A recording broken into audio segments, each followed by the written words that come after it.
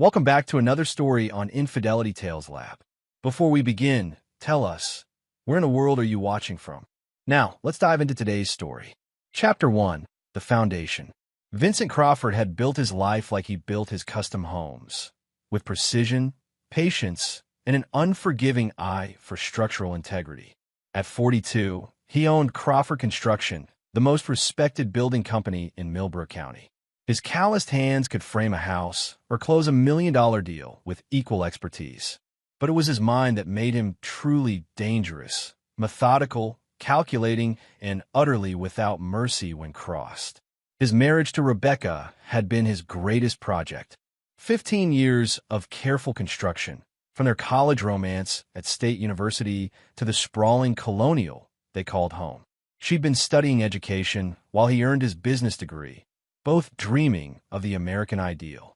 Vince had provided it all. The house with the white picket fence, the successful business, their son Dylan, who was now 16 and showed promise as a linebacker.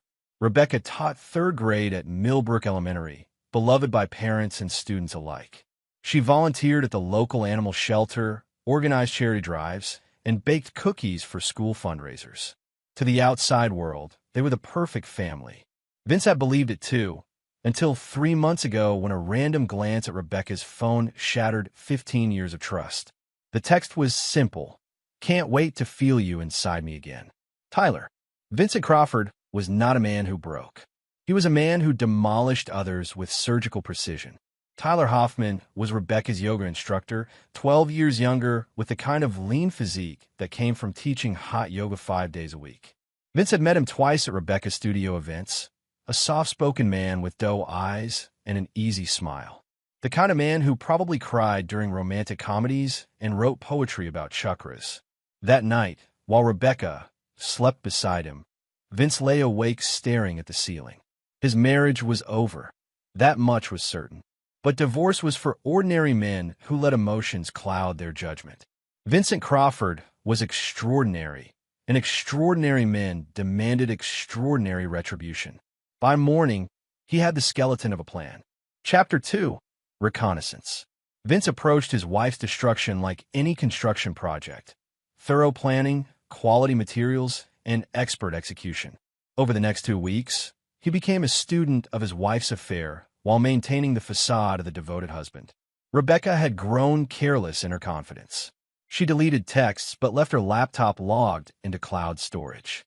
Her schedule claimed yoga classes 3 times a week, but Vince's discreet surveillance revealed she was meeting Tyler at his apartment above the studio for 2-hour sessions that had nothing to do with downward-facing dog. Tyler lived alone, drove a beat-up Honda Civic, and struggled to pay his rent teaching yoga and working part-time at an organic juice bar. His social media revealed a history of relationships with married women. Apparently, Rebecca wasn't his first student to receive private instruction. But Vince's real discovery came when he followed Tyler to a meeting with Rebecca at a coffee shop downtown. Hidden behind a newspaper, he watched them hold hands across the table like teenagers, Rebecca's wedding ring noticeably absent from her finger. "I hate lying to Dylan," Rebecca whispered, her voice carrying in the quiet cafe. "He keeps asking why I'm gone so much." "Baby, after the divorce, we could be a real family," Tyler replied, squeezing her hand. "Your kid will adjust. Kids always do. Your kid." The casual dismissal of his son ignited something cold and lethal in Vince's chest. These people had plotted not just to destroy his marriage, but to dismantle his family, to make his son collateral damage in their selfish fantasy. That evening, Vince sat at his kitchen table with a yellow legal pad, designing the blueprint for their destruction. Unlike his houses, this construction would leave nothing standing. Dylan walked into the kitchen, grabbing an apple from the fruit bowl. "Dad, you okay? You've been quiet lately." Vince looked at his son, Rebecca's eyes, but his own stubborn jawline, the product of their union, now caught in the crossfire of her betrayal. "Just work stuff, son. Nothing you need to worry about." But Dylan was perceptive, like his father. "Are you and Mom having problems?" The question hung in the air like smoke. Vince could have lied, could have protected his son's innocence a little longer. Instead, he chose to prepare him for the war to come. "Dylan, sit down." There are some things about your mother you need to know. Chapter 3. The First Strike. Vincent's initial move was subtle but devastating. Rebecca prided herself on being irreplaceable at Millbrook Elementary, but Vince knew that small-town school districts lived and died by their reputations. A whisper in the right ear could topple kingdoms. He started with Margaret Winters, the school board president whose husband had hired Crawford Construction to build their dream retirement home. Over coffee and blueprints, Vince casually mentioned seeing Rebecca's car at unusual locations during school hours. "I'm sure it's nothing," he said with practiced concern, "but as a taxpayer, I'd hate to think our teachers weren't fully committed to their students." Margaret's eyebrows rose with interest. She was a woman who collected gossip like some people collected stamps. Within a week, Rebecca faced her first administrative review in 10 years of teaching. Suddenly, her every move was scrutinized. Her afternoon dental appointments and personal days were questioned. The pressure mounted until she was forced to end her afternoon meetings with Tyler, relegating their affair to stolen moments after school. But Vince's masterstroke came through his connections in the local business community. Tyler's yoga studio rented space in a building owned by Frank Morrison, whose construction projects had made Crawford Construction very wealthy over the years. A quiet conversation about concerns regarding the moral character of certain tenants led to Tyler receiving a 30-day notice to vacate. When Rebecca came home that evening, red-eyed and stressed, Vince played the concerned husband perfectly. "Bad day, honey?" He poured her a glass of wine, the same vintage they'd shared on their anniversary. "Just work drama," she lied, accepting the glass gratefully. "Sometimes I think people in this town have nothing better to do than create problems." "Small towns," Vince agreed sympathetically. "Everyone's business becomes everyone else's entertainment." Rebecca's phone buzzed with a text. Vince watched her face crumple as she read Tyler's message about losing the studio. She excused herself to the bathroom, where Vince knew she was probably calling her lover to console him. Dylan looked up from his homework at the kitchen table. "Mom seems upset." "She'll be fine," Vince replied, sipping his wine. Sometimes life just has a way of putting people exactly where they belong. His son studied him with intelligent eyes. "Dad, are you getting divorced?" The directness of the question caught Vince off guard, but not the wisdom behind it. Dylan had inherited his father's analytical mind. "Would that bother you?" "I don't know," Dylan answered honestly, "but I think Mom's been lying about something for a while now. And you've been different too." Colder. Vince set down his wine glass and truly looked at his son. At 16, Dylan was no longer a child to be protected with comfortable lies. He was becoming a man, and men faced hard truths. "Your mother is having an affair," Vince said simply. Dylan's face didn't change, but Vince saw his hands tighten into fists on the table. "I know. How long have you known?" "A couple months. I saw a text on her phone by accident." Dylan's voice was steady, but Vince could hear the pain underneath. "What are you going to do?" "I'm going to make sure justice is served," Vince replied. "The question is, what are you going to do?" Dylan looked toward the bathroom where Rebecca was still on her hushed phone call, then back at his father. "What do you need me to do?" In that moment, Vince saw himself reflected in his son's eyes. The same cold calculation, the same understanding that betrayal demanded a price. Some men might have felt proud.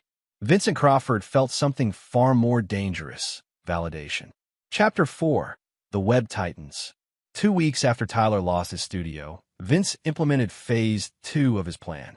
He'd learned that Tyler's backup plan was to teach private classes in clients' homes while searching for a new location. Through a shell company, Vince began systematically contacting Tyler's client base, offering discounted yoga classes through a new instructor at a legitimate studio across town. Within days, Tyler's income stream dwindled to almost nothing. Desperate, he took a job delivering food for DoorDash to pay his bills, humiliating for someone who'd once commanded $50 an hour for private sessions. But Vince's cruelest cut came through social engineering. He created a fake dating profile using photos of an attractive woman named Jessica and began flirting with Tyler online. Desperate for both ego validation and money, Tyler quickly arranged to meet Jessica for drinks at Flanagan, Millbrook's most visible restaurant. On the appointed evening, Tyler sat alone at the bar for 3 hours, ordering increasingly expensive drinks while waiting for a woman who would never come. The bartender, coincidentally, was married to one of Rebecca's teaching colleagues. By the next morning, half the town knew that Rebecca's yoga instructor had been stood up by a mysterious woman he'd met online. The humiliation was perfect. Tyler's reputation as a local Lothario crumbled overnight, replaced by whispers about the desperate man ordering drink after drink while obsessively checking his phone. Rebecca tried to comfort Tyler, but their relationship began showing strain. Their secret meetings became arguments about his mounting problems, his lack of money, his inability to find a new studio. The passionate affair was becoming a burden. Vince observed it all with the satisfaction of a master craftsman watching his creation take shape. He varied his routine just enough to avoid suspicion while maintaining surveillance. Some evenings he worked late at construction sites. Others he claimed client dinners or supplier meetings. Rebecca never questioned his schedule. She was too preoccupied with her own deceptions. Dylan proved to be an invaluable ally. At 16, he was practically invisible to adults, able to observe and report without raising suspicion. He confirmed Tyler's evening work schedule, Rebecca's new habit of crying in her car after school, and most importantly, their increasingly frequent arguments when they thought no one was listening. She told him she was thinking about calling off the divorce. Dylan reported one evening while helping Vince organize blueprints in his home office. He got angry, said she was leading him on. And what did she say? That she never promised him anything, that this was all moving too fast. Dylan's voice carried no emotion, but Vince could see the anger simmering underneath. He called her a tease. Vince looked up from his papers. How did that make you feel? Like I wanted to break his face, Dylan admitted. But then I remembered what you said about patience. What did I say? That the best revenge is the kind that destroys everything they care about, not just what they can see. Pride swelled in Vince's chest. His son was learning the most important lesson of all, that true power came not from emotional outbursts, but from strategic thinking. That night, Vince lay in bed beside his wife, listening to her shallow breathing and planning his next move. Rebecca stirred, reaching for him in her sleep, and Vince felt nothing. Not anger, not sadness, not even disgust. She had become an obstacle to be removed, nothing more. His phone buzzed with a text from his private investigator. Found something interesting about Hoffman's background. Call me. Vince smiled in the darkness. Phase 3 was about to begin. Chapter 5, Deeper Cuts. The information from his private investigator was better than Vince had hoped. Tyler Hoffman wasn't just a yoga instructor who preyed on married women. He was Tyler Hoffman, who'd been arrested for assault 3 years ago in Denver before moving to Millbrook. The charges had been dropped when the victim declined to press charges, but the arrest record remained. More intriguingly, the victim had been a married woman whose husband had discovered their affair. Tyler had apparently confronted the husband in a parking lot, resulting in a fight that left the husband with a broken nose and Tyler in handcuffs. Vince studied the police report with the interest of a scholar examining ancient texts. Tyler Hoffman had a history of violence when cornered, a useful piece of information for the right situation. But the truly valuable discovery was Tyler's pattern of behavior. In Denver, he targeted 3 different married women over 2 years, always promising them new lives while systematically isolating them from their support systems. He was a predator who'd refined his methods, and Rebecca was simply his latest mark. Armed with this knowledge, Vince crafted his most insidious attack yet. He arranged for copies of Tyler's arrest record to anonymously find their way to the remaining yoga studios in town, effectively blacklisting him from employment. He also sent copies to several of Tyler's former clients, along with a carefully worded note expressing concern for their safety. The reaction was swift and merciless. Tyler's reputation, already damaged by the failed date at Flanagan, collapsed entirely. Parents pulled their children from his classes, women canceled private sessions, and the organic juice bar fired him within days. Rebecca arrived home from school that Friday looking haggard and defeated. She'd been crying. Her makeup couldn't completely hide the evidence. Tyler's thinking about leaving town, she announced over dinner, her voice carefully controlled. Dylan looked up from his meatloaf. Where would he go? He's got some friends in Portland. Says there's nothing left for him here. Vince chewed thoughtfully. That's probably for the best. Sometimes a fresh start is exactly what a person needs. Rebecca's eyes flashed with something between grief and anger. You don't understand. He's a good person who's just had some bad luck. Bad luck, Vince repeated slowly, or bad choices? The silence stretched between them like a taut wire. Dylan continued eating, but Vince could see his son's awareness of the undercurrents in the conversation. Sometimes good people make mistakes, Rebecca said defensively. And sometimes, Vince replied, people's true natures eventually surface, no matter how well they hide them. That night, Rebecca received a call that sent her into hysterics. Tyler had been arrested for drunk driving after rear-ending a family of 4 at a traffic light. No one was seriously injured, but Tyler's blood alcohol level was twice the legal limit, and there were drug paraphernalia in his car. What Rebecca didn't know was that Vince had orchestrated the entire incident. A few drinks bought for a desperate man at the right bar, a carefully timed call reporting an erratic driver, and Tyler's self-destructive tendencies did the rest. I have to help him, Rebecca declared, grabbing her purse. He needs bail money. No, Vince said simply. Rebecca froze at the door. What? I said no. You're not going anywhere. You can't tell me what to do, Vince. He's my friend. He's your lover. Vince corrected, his voice deadly calm. And you're my wife. And you're not going anywhere. The mask was finally slipping, and Rebecca could see the cold fury in her husband's eyes. Dylan watched from the kitchen doorway, silent and alert. Vince, sit down, Rebecca. We need to talk. Chapter 6, Declarations of War. Rebecca sat across from Vince in their living room, the same space where they'd planned Dylan's birthday parties and discussed mortgage refinancing. Now it felt like a courtroom, with Vince as both judge and executioner. I know about Tyler, Vince said without preamble. I've known for months. Rebecca's face went white. Vince, I can explain. No explanations. I want you to understand something very clearly. Your affair is over. Your boyfriend is going to prison for DUI and drug possession, and you're going to file for divorce. What? Rebecca's voice was barely a whisper. You heard me. You're going to file for divorce, and you're going to cite irreconcilable differences. You're going to ask for minimal custody of Dylan, and you're going to accept whatever settlement I offer. Rebecca found her voice. You're insane if you think I'll just roll over and... Tyler Hoffman has a history of violence. Vince interrupted, sliding a folder across the coffee table. Arrest records, restraining orders, 3 different women in Denver who will testify that he's unstable and dangerous. Do you really want Dylan exposed to that kind of influence?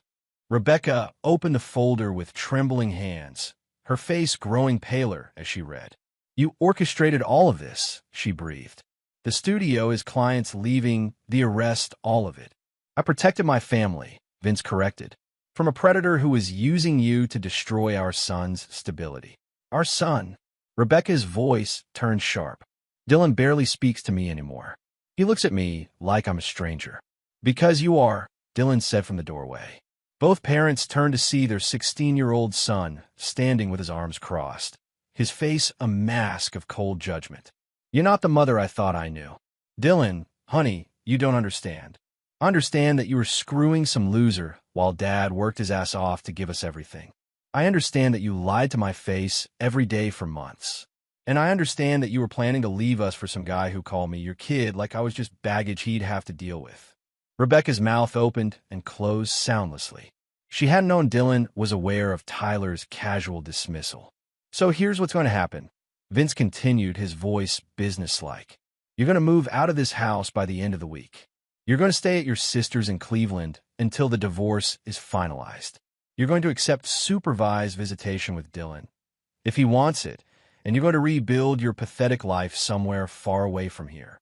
And if I don't, Vince smiled, and Rebecca had never seen anything so cold in her life. Then I released Tyler's arrest record to the school board along with evidence of your affair.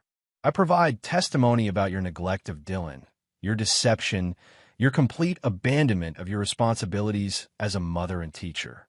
I destroy your career, your reputation, and any chance you have of seeing your son until he's 18. You can't. I could do anything I want, Rebecca. I have money, connections, and absolutely nothing left to lose. You made sure of that when you chose to betray everything we built together. Dylan stepped into the room. Mom, just take the deal. Please. Rebecca looked at her son, really looked at him, and saw a stranger. The boy who'd once crawled into her bed during thunderstorms was gone, replaced by a young man who watched her with his father's calculated coldness. When did I lose you? She whispered. When you decided Tyler was more important than your family. Dylan replied, without hesitation. That night, Rebecca packed her bags while Vince and Dylan sat in the kitchen playing chess. It was a surreal domesticity, father and son calmly planning their next moves while the woman who'd born and raised one of them gathered her belongings upstairs. She's going to try to fight this, Dylan said, moving his queen. She'll try, Vince agreed, studying the board. But she doesn't have the resources or the resolve for a prolonged battle. Check. Dylan smiled grimly and moved his king. What about Tyler? Tyler's going to be in jail for at least 6 months, longer if I can arrange for additional charges. By the time he gets out, Rebecca will realize that their great love affair was built on lies and fantasies. And then, Vince captured Dylan's rook with his bishop. Then they'll both learn what it really means to lose everything. Checkmate. As if summoned by their conversation, Rebecca appeared in the kitchen doorway with 2 suitcases. She looked at her husband and son playing chess as if they hadn't just destroyed her life, and something broke inside her. I loved you, she said to Vince. For 15 years, I loved you. Vince didn't look up from the chessboard. No, Rebecca, you love what I provided. There's a difference. She turned to Dylan, desperation in her eyes. And I love you, Dylan. No matter what happens, remember that I love you. Dylan finally looked at her, and Rebecca saw no forgiveness in his face. Love doesn't lie, Mom. Whatever you felt for us wasn't strong enough to keep you from betraying us. Rebecca Crawford walked out of her family's life that night, and neither her husband nor her son moved from the chessboard until her car disappeared down the street. Chapter 7. The Courtroom. 6 months later, Vincent Crawford stood in family court wearing his best suit and carrying his son's phone like a loaded weapon. The divorce proceedings had been brutal and public, exactly as Vince had intended.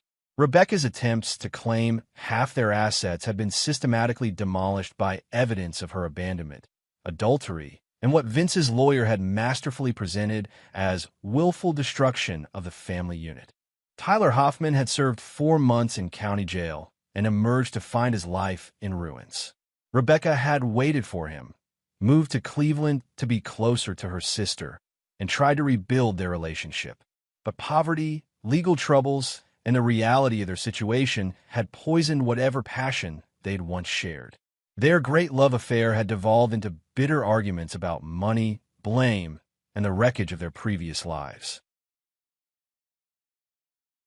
Now, facing the final custody hearing, Rebecca had made one last desperate play. She'd hired a lawyer who specialized in parental alienation cases, claiming that Vince had systematically turned Dylan against her through manipulation and psychological abuse. Your Honor, Rebecca's lawyer argued, my client's son has been systematically programmed to reject his mother by a father who cannot forgive his wife's human failings. This is a classic case of parental alienation syndrome. Dylan, now 17 and built like a linebacker, sat in the witness chair with the same cold composure his father had taught him. He answered every question with measured precision, never raising his voice, never showing emotion. Mr. Crawford, the judge asked, how would you describe your relationship with your mother over the past year? Non-existent, Your Honor. She sends cards and tries to call, but I have no interest in maintaining contact with someone who abandoned our family for her own selfish desires. Don't you think you're being a bit harsh? Rebecca's lawyer pressed. People make mistakes. Shouldn't there be room for forgiveness? Dylan's response was swift and cutting. Forgiveness is for accidents and momentary lapses in judgment. My mother conducted a months-long affair, lied to my face daily, and was prepared to dismantle our family for a man who saw me as an inconvenience. That's not a mistake. That's a character defect. Vince felt a surge of pride. His son had learned the lesson perfectly. But Rebecca's lawyer wasn't finished. "Mr. Crawford, isn't it true that your father has influenced your opinion through constant negative commentary about your mother?" "No," Dylan replied. "My father has never said anything about my mother that wasn't factually accurate. She had an affair. She lied. She chose her lover over her family. These aren't opinions, they're facts." The lawyer turned to the judge. "Your Honor, this child has clearly been poisoned against his mother by—" "He's been unhinged, violent," Rebecca suddenly interrupted, her voice cracking as she pointed at Dylan. "I'm afraid of him. Afraid of what he's become under his father's influence." The courtroom fell silent. Dylan's face remained impassive, but Vince could see the hurt flash in his son's eyes before being quickly suppressed. The judge turned to Vince. "Any questions?" Vince stood slowly, holding Dylan's phone. The device contained 6 months of Rebecca's increasingly desperate voicemails and text messages, including several where she'd called Dylan just like his father and threatened to make him pay for choosing Vince over her. But the recording Vince planned to play was far more damaging. Rebecca, in her desperation to maintain contact with Dylan, had left a 20-minute voicemail the previous week after Dylan refused to meet her for coffee. In it, she'd revealed her true feelings about the situation, about Dylan, and about the kind of mother she'd really been. "Just one," Vince replied, his voice carrying clearly through the silent courtroom. "Shall I play the recording you secretly made of your mother?" Dylan burst into tears, the first emotion he'd shown all day. The court reporter's pen froze as Rebecca's voice began to play from the phone speaker. "Dylan, I know you think you hate me, but you need to understand something. I never wanted to be a mother. I was 22 when you were born, and I gave up everything for you and your father. Do you know what that's like? To watch your dreams disappear because you're trapped by responsibilities you never asked for." The voice continued, slurred slightly by wine, becoming more bitter with each sentence. "Your father thinks he's so perfect, but he's cold, Dylan. He's turned you into the same kind of emotionless robot he is. At least Tyler made me feel alive, made me feel like a woman instead of just a wife and mother." Rebecca stood up abruptly. "Stop it. Please stop." But the recording continued. "Maybe it's better this way. Maybe you're better off with just your father. At least then I can finally live my own life without pretending to be someone I'm not." The silence in the courtroom was deafening when the recording ended. Dylan wiped his eyes and looked directly at his mother. "That's who you really are," he said quietly. "And that's why I choose my father." Chapter 8. Final Judgments. The judge's ruling was swift and merciless. Rebecca Crawford lost all custody rights to her son, was ordered to pay child support despite her limited income, and was granted supervised visitation only if Dylan requested it, which everyone in the courtroom knew would never happen. Outside the courthouse, Rebecca approached Vince and Dylan one last time. Tyler waited by a dented Honda Civic, looking as defeated as a man could while still breathing. "Vince, please," Rebecca begged. "He's still my son." "No," Vince replied without emotion. "He's my son. You gave up that right when you chose Tyler over your family." Rebecca turned to Dylan, tears streaming down her face. "Dylan, I know I said terrible things, but I was drunk and angry. You have to believe that I love you." Dylan looked at the woman who'd given birth to him, and Vince saw the exact moment when the last thread of connection severed forever. "I believe you love the idea of me," Dylan said, "but you don't love me enough to put me first. You never did." "That's not true." "It is true, and it's okay, Mom, because I learned something important from watching you destroy our family." "What?" "I learned what kind of person I never want to become." Dylan walked away, leaving Rebecca standing alone on the courthouse steps. Vince lingered for a moment, studying his ex-wife's tear-streaked face. "This isn't over," she whispered. "Someday Dylan will see what you really are." "What am I, Rebecca?" "A monster who destroyed his own family out of pride." Vince smiled the same cold smile that had terrified her that night in their living room. "No, Rebecca. I'm a man who protected his son from a mother who saw him as an obligation and a father figure who saw him as an inconvenience. I'm a man who refused to let my family be collateral damage in your selfish fantasy." He leaned closer, his voice dropping to a whisper that only she could hear. "And I'm a man who always collects what he's owed. This was just the interest payment. Vince walked away, leaving Rebecca to contemplate the wreckage of her choices. Tyler approached hesitantly, reaching for her hand, but she pulled away. "Don't touch me," she snapped. "This is all your fault." "My fault? You're the one who... Who what? Who believed your lies about loving me? Who thought you actually wanted a life with me and my son?" Tyler's face hardened. "I never promised you anything. You assumed. I assumed you were a man instead of a coward who runs when things get difficult." Their argument escalated quickly, drawn-out frustrations and mutual blame poisoning whatever remained of their relationship. Other people exiting the courthouse stopped to stare as Rebecca and Tyler aired their grievances publicly, their great love affair ending not with passion, but with recriminations and accusations. Vince and Dylan drove home in comfortable silence. The house felt different now, cleaner, somehow, with Rebecca's presence finally erased completely. Dylan had claimed his parents' master bedroom, saying it felt weird to have it sitting empty, and Vince had converted Rebecca's former office into a workshop for his architectural plans. "Dad," Dylan said as they pulled into their driveway, "do you think I'm too hard on people?" Vince considered the question seriously. "Do you think you are?" "Sometimes. Like maybe normal people would have forgiven Mom by now." "Forgiveness is a luxury for people who don't understand consequences," Vince replied. "Your mother made her choice, and she has to live with the results. That's not cruelty, that's justice. And if I'm wrong, if someday I regret cutting her out completely," Vince turned off the engine and looked at his son, "then you'll live with that choice too." "But Dylan, understand this. The moment you start making exceptions for people who betray you, you signal to the world that your boundaries mean nothing. People will take everything you allow them to take." Dylan nodded slowly. "Is that why you never try to work things out with her? Because it would have made you look weak?" "I never try to work things out with her because she chose another man over her family. There's no coming back from that. Ever." Chapter 9. New Foundations. 2 years later, Vincent Crawford stood in the kitchen of his home, preparing breakfast for Dylan before his son left for his freshman year at the state university. At 19, Dylan had inherited his father's height and his mother's eyes, but his character was purely his own, forged in the crucible of betrayal and hardened by the lessons of justice.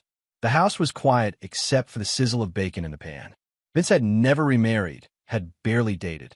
Some of his friends worried he was becoming a hermit, but Vince felt no loneliness. He had his work, his son, and the satisfaction of a life rebuilt on his own terms. "Dad, there's an article about Mom in the Cleveland paper." Dylan called from the dining room, where he was reading on his laptop. "What kind of article?" "She's getting married. To some accountant named Gary."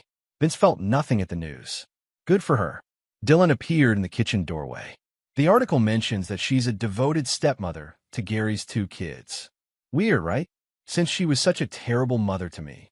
"People reinvent themselves when they need to," Vince replied, plating the bacon. "Maybe she'll be better at being a stepmother than she was at being your mother." "Do you believe that?" Vince handed Dylan his plate. "I don't care enough to have an opinion about it." They ate breakfast in companionable silence, 2 men who'd learned to find peace in each other's company. Dylan would leave for college in 3 hours, and the house would be empty for the first time in Vince's adult life. "You gonna be okay here by yourself?" Dylan asked. "I raised you to be independent," Vince replied. "Time I practiced what I preached. And if Mom tries to contact me at school, that's your decision to make. You're an adult now." Dylan nodded, understanding the weight of that responsibility. "What about Tyler? Ever wonder what happened to him?" Vince had known, of course.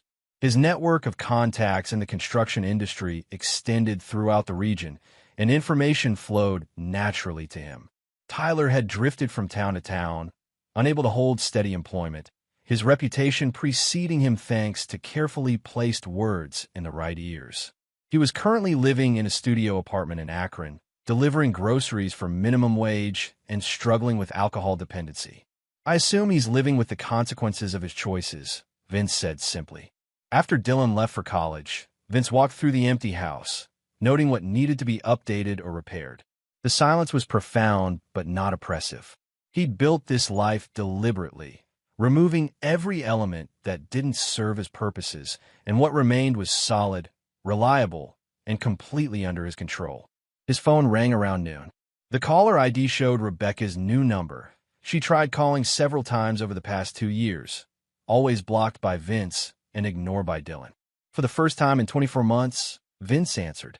"Hello, Rebecca." "Vince." Her voice was older, wearier.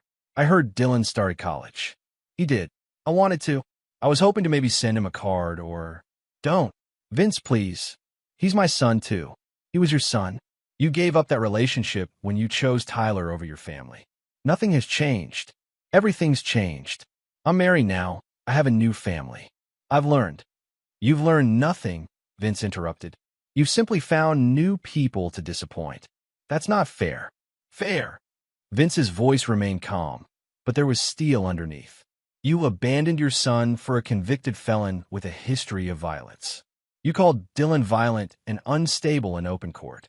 You left him a voicemail saying you never wanted to be a mother. And now you want me to believe you've changed.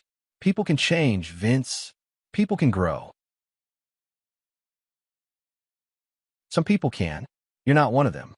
You're a selfish woman who makes selfish choices and then expects the world to forgive you when those choices have consequences." The line was quiet for a long moment. When Rebecca spoke again, her voice was barely a whisper. "What do I have to do to earn forgiveness? What would it take?" Vince looked out the window at his front yard, where he'd taught Dylan to throw a football, where they'd built snowmen and raked leaves and lived their lives without her.